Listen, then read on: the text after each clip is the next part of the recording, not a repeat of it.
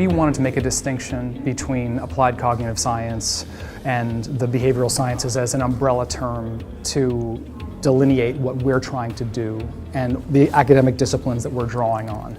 So we have a team of psychologists and neuroscientists with different backgrounds that essentially bridge experimental psych, neuroscience, clinical psychology, psychiatry, and hard neuroscience. The cognitive science approach is totally integrated into the messaging, the visuals, and the strategy. So in one sense, it's invisible.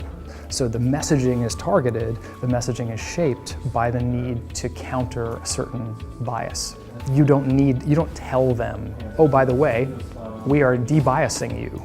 You just write really good messages that repair that bias.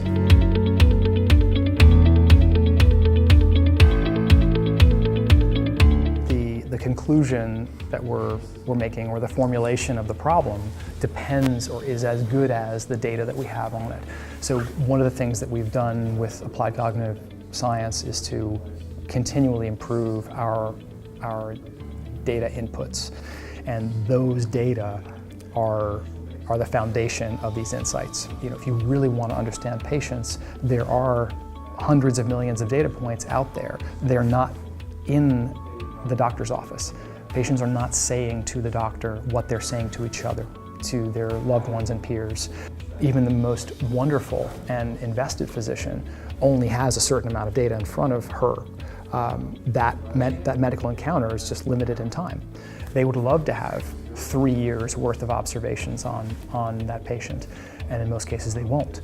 So we're, in one sense, complementing or supplementing that with this incredible trove of language data that's out there.